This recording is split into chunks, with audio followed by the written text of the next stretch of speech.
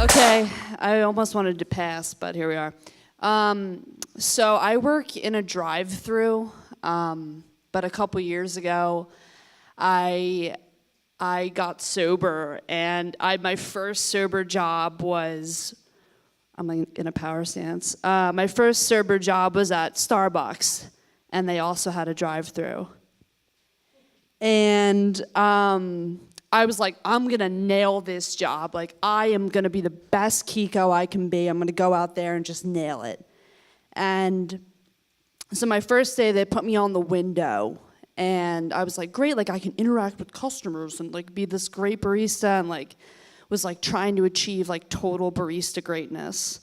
And so this man comes through, and like they're like, oh, this man, like he owns the Italian restaurant down the way. And I could like see my future of like working at this Italian restaurant, like being a chef, like, you know, like these grandiose visions of like my future. But he came through in like a Maserati, and I was like, this guy's the real deal. Like, he's the real deal. Like, he's driving this black Maserati, and he comes through and he's like, I'll get a venti caramel macchiato with whipped cream. And I'm like, that's not the standard. That's cool. We'll make it for you. Like, whatever. Like, we'll, you know, Starbucks will make anything for you. It doesn't matter.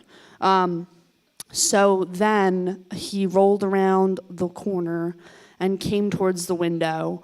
And I was like, this is my moment. This is my moment to shine. So I took the drink, you know, and I like didn't put a sleeve on it. And then like in my head, I'm like, oh my God, like he's gonna burn his hand. So like I had to put the sleeve on, and I was panicking because everything's a panic, apparently, in this moment. So I go to hand him the drink, and the lid is not on all the way. And like the bottom of the cup clips the edge of the black Maserati.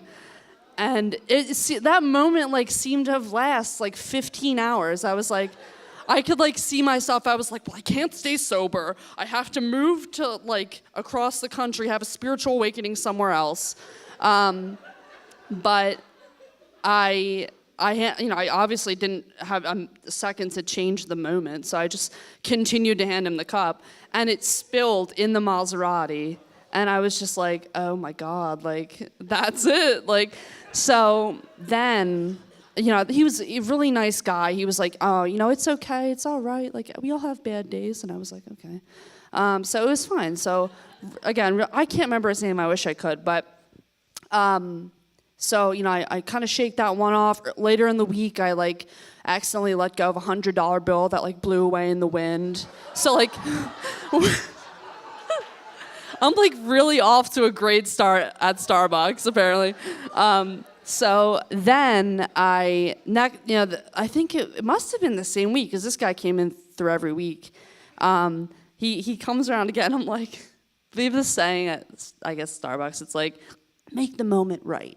And I'm like, I'm going to make this moment right. I'm going to not spill in his Maserati. So he's telling me, you know, as he comes around, he's like, I just got my interior redone or something. And I was like, I thought he was going to ask for me to pay for it. But then I spilled again in the Maserati. And I'm like, oh my God, like this is not my life. So apparently, you know, hot coffee is a part of work, but it's not necessarily safe for me to use at work. So thanks for letting me share.